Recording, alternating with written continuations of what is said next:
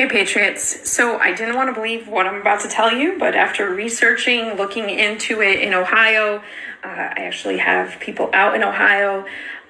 It turns out that there is accuracy to this story. So Springfield is a small town in Ohio. 4 years ago, it had about 60,000 residents. Under Harris and Biden, 20,000 Haitian immigrants were shipped to Springfield, Ohio. The Haitians, and I'm not saying all of them, but some of them are literally like going to parks, you know, how we feed the ducks or whatever. They are taking ducks and cutting their heads off and taking them home to eat them, to cook them and eat them.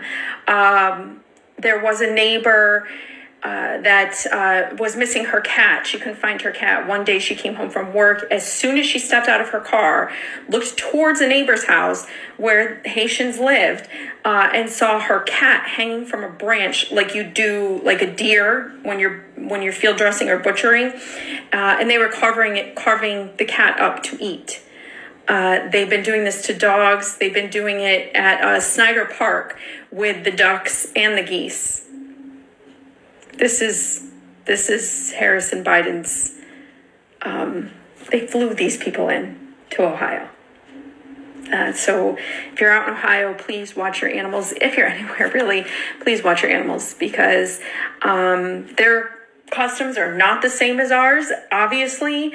And this is just so wrong. It's disgusting, but it is, in fact, true. So please be safe. Keep your pets inside. Keep your cats inside. I see a ton of cats roaming around all the time. And then I get like alerts that, you know, somebody's cat's missing. I'm like, keep your cats inside, you know? I don't know. But just be safe, guys. Yeah, pray for the animals.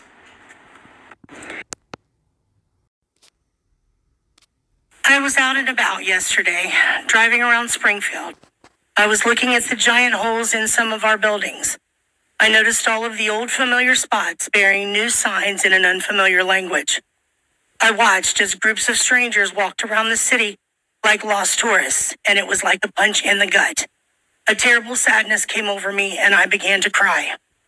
I immediately started to think back to when I was little, walking from my grandma's house on South Fountain through downtown and all the way to Snyder Park. Going to Ren's to get new school clothes and shoes, the excitement of the mall for lunch at the Blue Fox, or even better to see Santa, riding down High Street, admiring the beauty of those stately homes and their amazing architecture, dropping pennies in the fountain and making wishes. And now, all those warm memories are becoming fuel to the fire of anger inside of me. I feel like we have been invaded by some sort of pest. I'm angry that my friends and family are packing up and moving away. I'm angry that foreigners are using up the resources that were set up for the Americans that reside here. I'm angry that another country's flag was being flown in our city. I'm angry when I see our businesses and recreational areas littered with garbage left by people that do not know or understand our laws and culture and are making no attempt to learn about them. And let me be clear, this is not about race. This is about people being given the privilege of coming here from another country and having no respect for our people, our land, or our life's work. People living their life here the way they did in Haiti, angry, stealing, polluting, living in filth, and acting like animals. These are not civilized people. Opening containers in our grocery stores, helping themselves to what's inside and throwing the rest onto the shelves and floors. Pulling off of the highway to publicly clean and gut the roadkill lying there in front of anyone that passes by, stealing animals from farmers and leaving their severed heads at the side of an old school where children play, relieving themselves in public, making some barbaric stew out of the birds that live in our park. This is insanity, and it has to stop. What will become of Springfield? Where will we be in 5 years? The thought terrifies me. Will it be some sort of dystopian wasteland with most of our original residents having moved away and those that cannot afford to move being locked inside their homes, living in fear? This thought is keeping me awake at night. I just want the old Springfield back. I know it was far from perfect, but at least it was still ours. Thank you. I saw Kamala, at the... Good evening, everybody. My name is Lisa Hayes, and I am a resident of Springfield, Ohio, and I'm also a registered voter. Okay. I'm a mother, I'm a grandmother, and I'm a great-grandmother.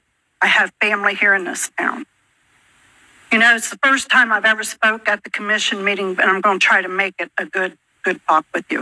Okay, I would like to know how many of you sitting up there tonight go into the grocery stores here in the city, Walmart, here in the city, to do your shopping. I'm going to tell you, 64 years old, and I don't know what kind of label you can put on this, but I'm taking my cart down the grocery aisle, and I have 3 immigrants strapped across the aisle. Seen me coming, would not budge, wouldn't even, and I said, excuse me. Maybe they didn't understand what I was saying, but I'm sure they understood that I was trying to get through that aisle. So I have no recourse now but to bust through it. I'm not afraid to do so. You know, I would like to see them have some common respect, some common decency. Do not try to bully your way through Springfield, Ohio. It's not going to work out well. Yeah, I don't believe it will work out well at all. I have a 20-year-old granddaughter who works 2 jobs, pays city tax. I have a 23-year-old grandson who also pays city tax and federal and state and all the other stuff. She works 2 jobs. She's pregnant. It took us 4 months to get Medicaid for that young lady, and she couldn't have any of her tests done. I had to come up with $150 for her very first doctor's appointment. It's $150. Then I'm told that when she does get the Medicaid, they'll back it up. Are they going to give me my $150 back? I doubt it. I doubt it. And I know that's not your problem. That's a state problem, and I will address them. I already have. The other thing is that I sat down and I decided I was going to start emailing some of the higher ups to the state. Started emailing them.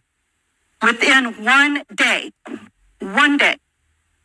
they called me and said that they didn't have permission to talk to me because she's 20. I said, that's okay, she'll be home at 2. That morning, she received an automated phone call that she was covered by Medicaid since August 15th. All of a sudden, now she's covered. All of a sudden, now she can get the help. But we can't get through the doors of JFS to do anything. We can't get through it. The line is so long. And that's what we have done here in the city. We have just brought too many daggone people to come in here and be able to apply for free stuff. And here we are working, paying those taxes every week for what? What? So she can't get any help? So we can't get through the doors of Social Security so I can file for retirement? Doors are too, it's packed up there all the time. Thank you. Thank you.